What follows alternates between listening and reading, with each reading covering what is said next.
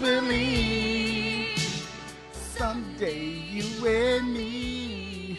Well, Gotta believe, Joe. There is reason to believe. There's reason to believe this morning. Welcome on in, everyone. It's the Midday Show. Hugh Douglas, Joe Giglio, Kyle Quinn behind the glass. Reason to believe because the Sixers won an all-time game last night in New York, game number 5, led by that guy, Tyrese Maxey. Last night, Tyrese Maxey put on a show, 7 points in the final 28 seconds, 52 minutes of basketball, 46 points, something only done in an elimination game in Philadelphia. He don't get tired, Joe. By Wilt Chamberlain. Good morning, Hugh. Good morning, Joe. Good morning, Philadelphia. Listen, I know it's about to be hot outside, and we all been working on our bodies. Make sure y'all feet ready for the summer, because some of y'all be trying to wear them sandals, man. Y'all ain't got sandal feet. So make sure you get your feet ready for the summer, too. It's warm. It's going to be warm this weekend, May the 4th. It will be. Cinco de Mayo. And maybe some playoff basketball at Game 7. All right, let's react together. 215-592-9494. What an amazing basketball game. I mean, really. And I got to say, just independent of what we were happy about last night, which is the Sixers winning, this series has been awesome. Like, it's easily the most compelling NBA playoff series we got going right now. It has been every game. It's like you're on pins and needles what's going to happen. And last night, Hugh, it had everything. It had ebbs and flows. Let's be real about the things we got to be real about. Joel Embiid for 45 minutes did not play well. He was decent. He was all right. I know. Oh, you know what's funny? When we were in the meeting and I said that, you was like, but he had 15 rebounds or something crazy like that. And I will give him credit for. I thought the last few minutes of regulation into overtime, he dove for loose ball. He got rebounds. He scored at the end. He helped them at the end. Let's be real though. In an elimination game, we were all thinking the same thing. At least I was. That he was not showing up. Less than 20 points. Did not play a great Joel Embiid game. Maxey saved the day. And we'll give a little credit where credit's due. Hugh, you were wrong about that. You've been on a heater. You said 10 points from Tobias. He dropped 19 last night. Listen, I am convinced that he listened or somebody told him that we were killing him. I'm convinced, Joe. I know a lot of cats say that they don't listen to negative talk radio at all. I wasn't being negative.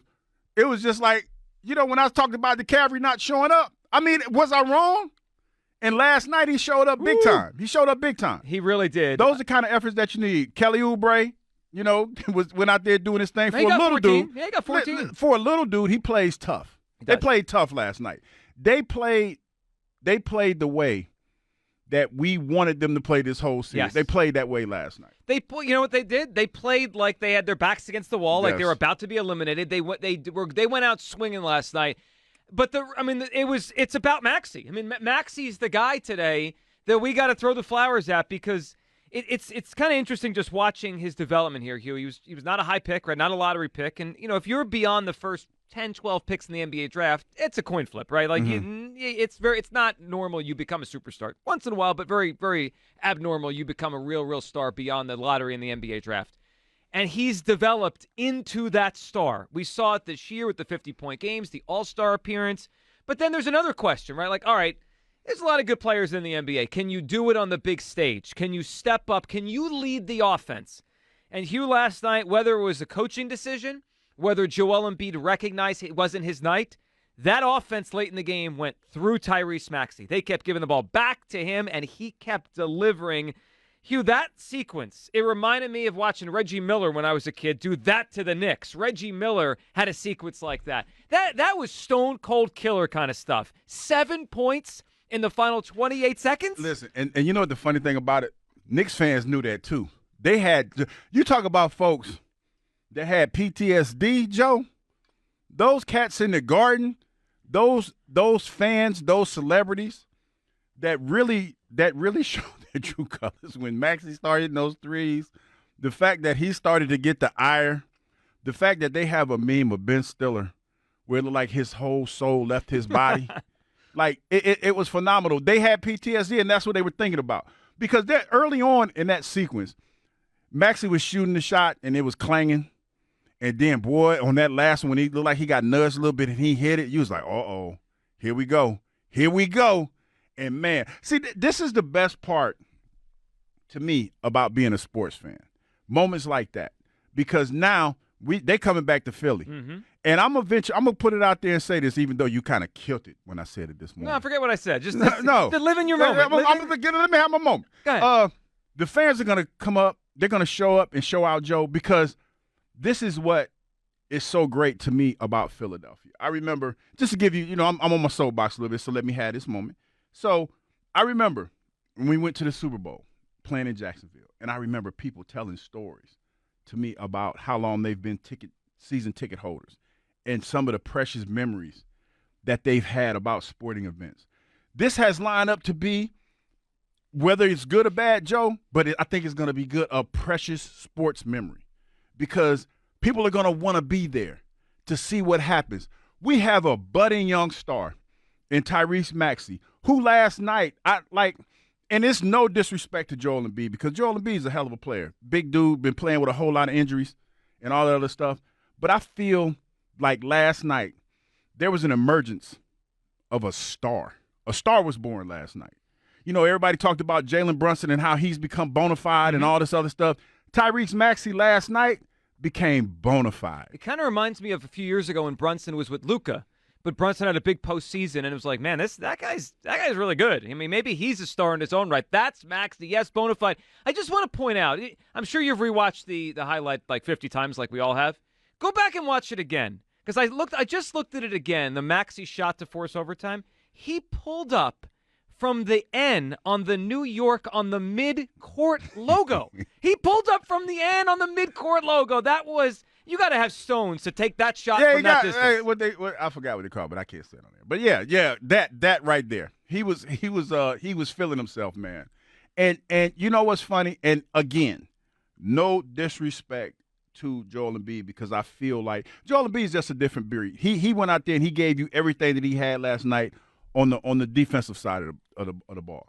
But that's what people are accustomed to.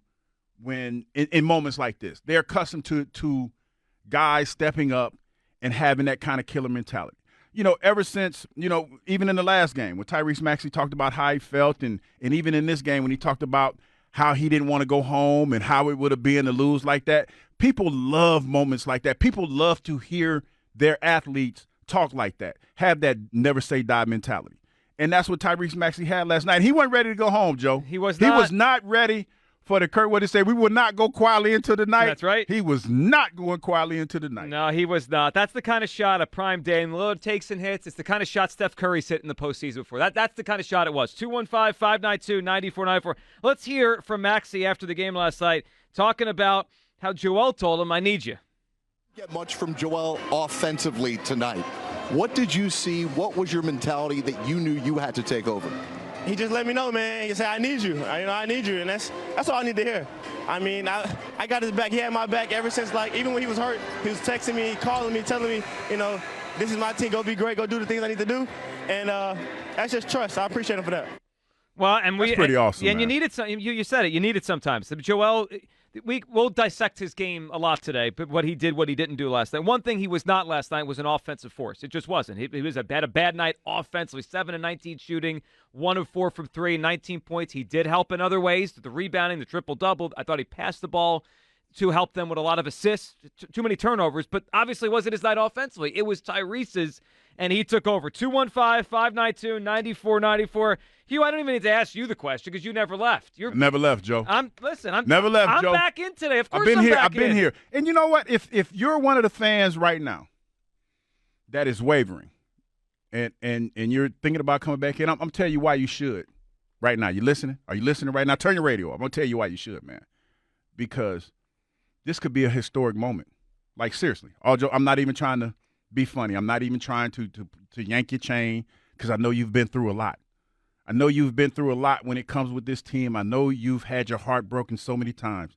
But the one thing you do not want to have on your conscience is be one of those guys or those young ladies that when you hear other people talk about how great it was you missed at the Wells Fargo. And you missed it. You don't want to miss it. Like that's seriously, that's the best part about being a fan in Philadelphia because all of those great stories that never die. You know what I mean? Like all of those great stories that never die about the moment that you were in a certain place or you've been a season ticket holder forever, that you were there and your family had a legacy of being a part of some special moments in Philadelphia sports history. That's what it's about right now. That's what it's about. What is it, Thursday? That's what it's about tomorrow night. A 9 o'clock tip. Yeah, and I am back in. I'm allowing myself to jump back in and hope again. And I do believe we're getting a Game 7. My thought before the series started was this is a 7-game series. It just felt like these two teams were even. And I actually think now, and it doesn't take away the pain of what happened at Game 2, doesn't it feel like things have evened out?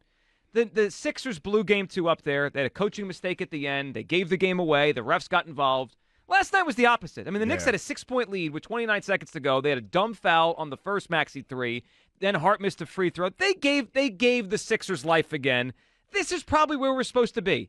Down 3-2, back at home to force a Game 7. This feels like the series has evened itself out now. 215-592-9494. Your reaction to everything last night, the Maxey shot, the Maxey game, Joel's performance. If you want to give Tobias, we're not going to argue with you. I mean, Crumble cookie. Give him a little credit. He showed up last night. The cavalry came last night, dog. Congratulations, Tobias. The cavalry showed up for Jon Snow last night. But you know, Maxey's Jon Snow in this. Maxey is Jon Snow. Maxey's Jon Snow in this situation. He was taking on everyone.